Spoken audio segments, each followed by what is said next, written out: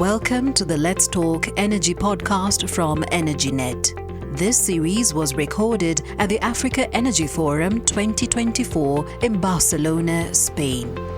Join us for these and other episodes as we talk to the industry players, stakeholders, and rising stars of Africa's energy sector.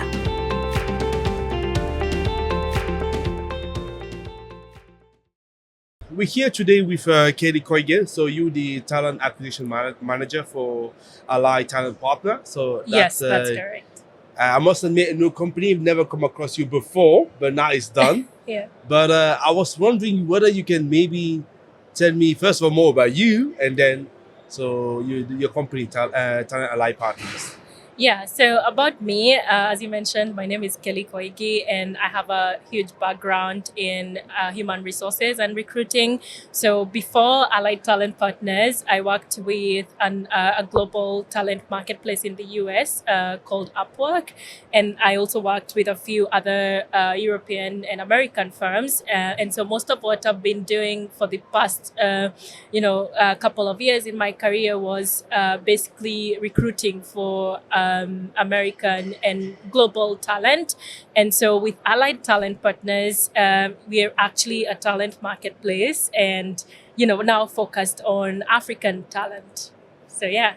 Okay, so that means I need to be careful, right? So maybe I may have a job offer here just before the time the interview finishes. So, okay, and where does the idea come from for Allied Talent Partners? Yeah. Right. So Allied Talent Partners is actually an initiative of the Three Cairns Group. And Three Cairns Group is a family office based out of New York, focused on investment and philanthropy within the climate space. And so much of the work they've been doing around investment in Africa sort of resulted to Allied Talent Partners. So we accompanied or joined the Three Cairns Group on a listening tour with different counterparts from the investments they were making in Africa. And one thing we kept on hearing is that there's need for those organizations to tap into independent consultants at any time. So basically, how can they find on-demand talent when they need it? Okay, so is it how you first identified the gap by Yes. just listening to customers of client or partners of Three Cairns Group? Yes. Complaining about the fact that they want to roll out a project is well and good to sign the deal, bring the money. But if Exactly. nobody can actually implement it, it goes nowhere. Yeah, because now when you solve the financing issue, the second thing that comes into play is the capacity to drive the climate or renewable energy agenda, right? You need the capacity, you need to bring in certain expertise, especially because we have newer and more and more projects getting into Africa, and we need to bring in people that can complete different pieces of work. So that's exactly the niche that Allied Talent Partners seeks to address. Okay. Yeah. So you're actually a recruitment firm, right? Shall we say? Or maybe more than that. The way you're looking at me, it looks like it's probably more. So where would you where should we classify you in the supply chain? Yes, so so the marketplace is we do source for consultants. So we basically have conversations with different organizations and players in the climate and renewable energy space. We try to understand where they are with their different projects and what sort of skills are they anticipating to need to drive these projects forward. And then once we've identified this, we will find the independent consultants that can basically plug in and play anytime they're needed for a short period of time. So there are so many recruiting firms, helping organizations place full-time employees, right? But then what Allied Talent Partners seeks to address is the fact that there are all these people that have chosen to do it differently, which is basically the future of work. People want to work on different projects at the same time, or they basically want to plug in for a very short time. So we are tapping into that and making sure that they bring in their expertise to organizations for a very fixed period of time. Very interesting. So essentially what you build is a network. So who should be Yes. signing up to this network? Are they only consultant, or are they firms looking for this consultant, or both?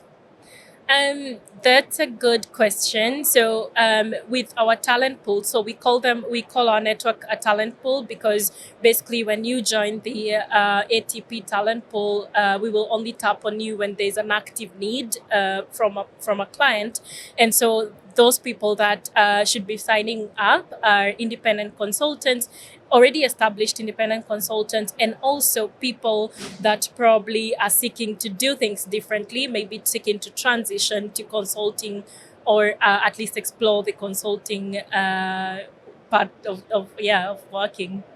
Okay, so if you walk me through that, so I'm a freelance consultant or independent consultant, right? Right. So are you saying that by working with ATP, as you call it, I have this ability to work on project base as opposed to signing up for a full-time position? Is that what you're saying? Basically, I can work on a specific project that you'll be bringing to me, but it may not be the only project I'll be working to. I could be working on 3 projects that you're bringing to me, as opposed to maybe be assigned just to one project as a full-time position to somebody else. Is that where the difference is? Yes, independent consultants can be very agile and flexible, depending on what the organization requires. So sometimes you'll have a client that needs someone full time for 2 months, and the consultant is available and interested to do that.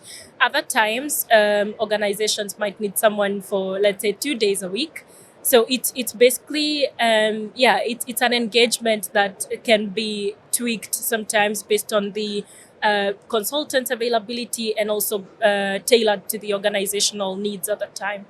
Okay. And when these consultants sign up with your network, Yeah. so are they engaging on the project with the client company on their own merits, or as your consultant?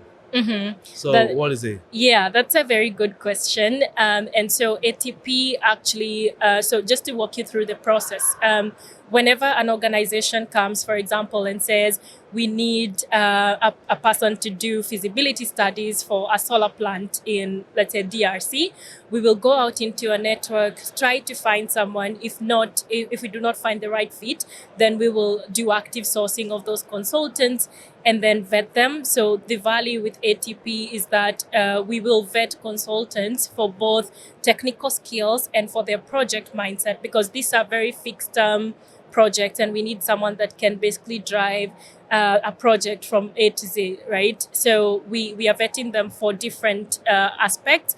And once we've vetted these consultants, we will introduce them to the client. And once we've introduced them to the client, this is more of a peer-to-peer conversation, right? Because ATP has already covered the vetting process, and the peer-to-peer conversation is more focused on how do we work on the project, how do we get this done.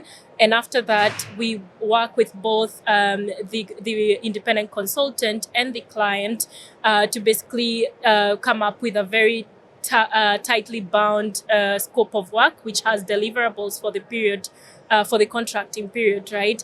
And then after that, we also take up the contracting, to your question. So we make sure that the consultant is paid on time, and we have our own schedule on how invoices are paid from the client as well. Okay. Yeah. So basically, the client will be paying you, and you pay the consultant. Exactly. Yeah. Okay. That's how it works. Interesting. Yeah. Yeah. Interesting. Yeah. And AEF. So are you planning to find many independent consultants in here? I think so. From AEF, there are 2 parts to it. So first of all, like connecting with independent consultants in the space and trying to understand how ATP could continue adding value, because ATP is sort of a new. We are a new player, and this is quite a new way of working in Africa. And we've had from previous conversations about how independent consultants get, projects. It's quite like from their own circles, but there's need to access, even more projects. And so ATP drives that. And on the other hand, we are talking to different players, organizations, institutions. So that could be investment firms, that could be project developers, just to understand how, as we grow ATP to the next level, since we are on our accelerating phase, how can we tailor this utility or marketplace to their needs, right? Just to drive the climate and energy agenda. Yeah. I think one key challenge in the sector, I'm sure you would agree with me, it's capacity building. And this is True. actually where you're fitting in. More specifically inside this capacity building, it's about the ability to transfer skills, right? True, yeah. Because we're moving from in an industry whereby we want to do things more sustainably. True, meaning that a lot of people in oil and gas sector, for example, would need to move across to the to renewables, or at least to cleaner industries. A lot of them do need to be trained to properly use the skills they've already acquired in OG there. Yeah. So, how would you actually deal with that? Because I understand that you placing consultant in projects and then helping projects to be developed and implement. That's fine. But are you also taking a little bit part of the training aspect in building this capacity, or how do you do it? Yeah, so ATP actually values capacity building, and we see the need within the continent for more and more people to be involved and to increase that workforce within the renewable energy and climate space.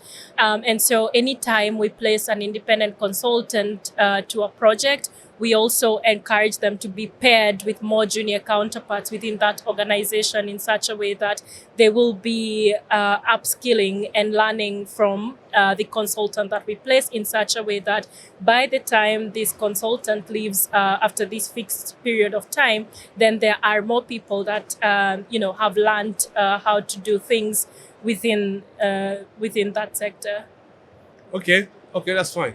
So, as we're talking about capacity building, and I understand that your primary focus is Africa. Am I correct in saying that? Yes, that's correct. Correct. In Africa, we know 60% of population's under 20 years old, right? So yes. Young people. So how does it fit in here? So are you focusing a lot on new graduate, emerging talents? So how do young people fit in your equation? Yeah, that's a good question, and I think I will refer to my previous answer on like the capacity building, because for most of the projects we're working with, they need like a highly specialized consultant, and so the only way we can sort of support the younger generation is by pairing them with this independent consultant to learn from them and to basically acquire some skills from them. Okay, so that's usually how you're doing it. Yeah. Okay, that's fine. And how do you work with the Three Cairns Group then? So what is I know obviously they incubate you, help you to grow, but how is the ongoing relationship unfolding with them then? I think it's been quite good. So as you mentioned, Allied Talent Partners is philanthropically backed by Three Cairns Group. And so, with Three Cairns Group's mission being, solving climate related issues, we play a part on the talent side. And, we collaborate. We have advisors directly from the Three Cairns Group that are helping on the ATP side. So yeah. Okay. Not sure if that answers. No, that's your great. question. That's great. So last couple of questions for me. So we're here at AEF, and I wanted to know, going forward, because you were a new entity. Yeah. And then I like to say the future is bright for you. You've identified a gap. Well done on doing so. So you're bringing a new way of working. Well done as well. So a lot of perspective in here. So how does the next 12 months looking like for you? Yeah, that's a really good question as well. So ATP began 8 months ago, and so we just started as a pilot project. And from the 8 months, I think we've made really good progress in adding value to organizations. And we've actually grown our talent pool and our network of consultants.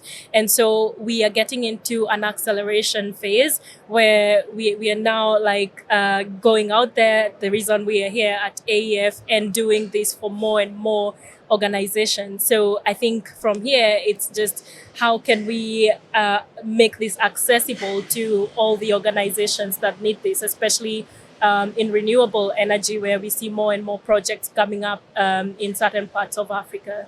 Yeah. And where niche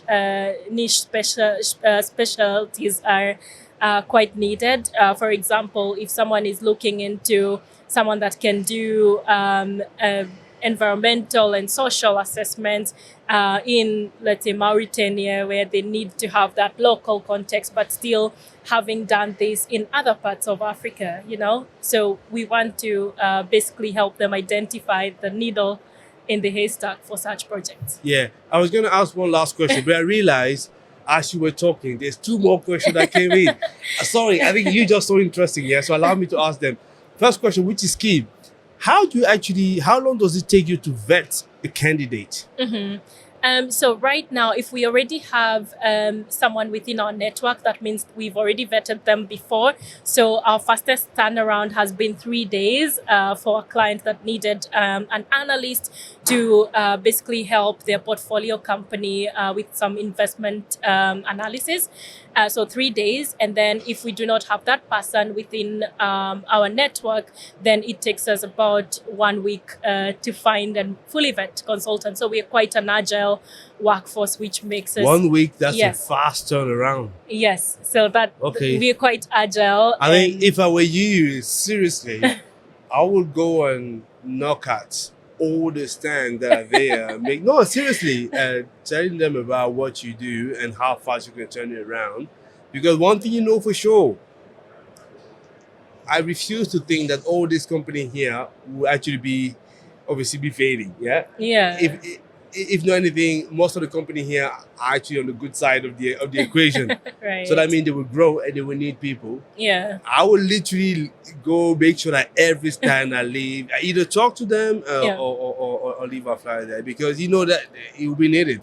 And if you say, and finding right candidate, it's very tough. And if you're saying that you have the magic to make it happen in one way, you want to be doing that. So I think onto that, like when we started, we thought, okay, there might be a shortage of independent consultants in Africa, but it turns out there's so much talent and so much skills to be leveraged that we really want our clients to see that because these people are focused on the African continent. They understand the local context and have the skills. So that's exactly what we want to do and see them getting work done in Africa.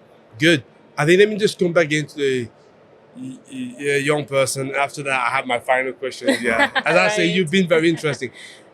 I heard that yesterday there was some artists doing some fantastic things, the painting or something like that.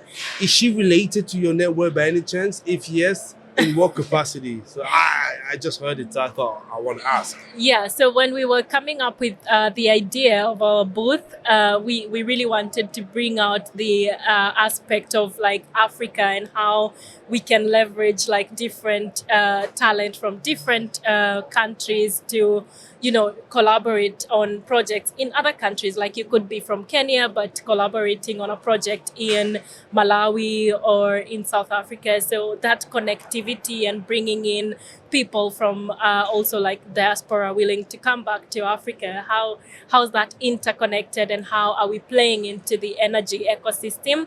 And so that's what she was trying to bring out in the mural. And we actually sent out a message to people to come and participate. Like what can you add into this mural? So yeah, we want it to be as interactive as possible. I'm so sorry I missed it. It's still ongoing. You haven't missed it. Oh, okay, good. She'll be here every day. Yeah. I want to make sure that I bring some contribution there. So my last question, easy questions. So what are you kind of covered already, but if you can summarize it in few words, what are you looking to get out of AEF this year? Oh, that's your first AEF, obviously. But is there any specific expectations you want to come out from conversation that you will have in this conference? So we just really want to engage in dialogue with different organizations that are here to understand at what stage are their projects at, what skills do they anticipate that they might need in the next year, just so that we can curate and vet consultants in these areas, and then anytime they need them, they're readily available, so that we are continuously driving projects forward. Excellent, Kelly. Like I say, you have a big role, talent acquisition lead. But I feel like you'll be doing the kind of work that many people don't want to take, because it takes a lot of time and hassle to find the right candidate. But the good thing is there are people like yourself able to do that, and to some degree of success. Yeah. And yeah, I think the future is bright. Definitely. Thank you for taking the time to respond to my question. I know I've added some question, but that's what happens when you have an interesting person. They're telling you interesting things. So no, and we're very passionate about ATP. So it's we're happy to talk about it. Excellent. So let's make sure that I can again talk to you the next 5 years. Yeah, to see how you're going. Yes. Brilliant. Thank you very much, and have a great conference. Thank you, Tony. I really appreciate it.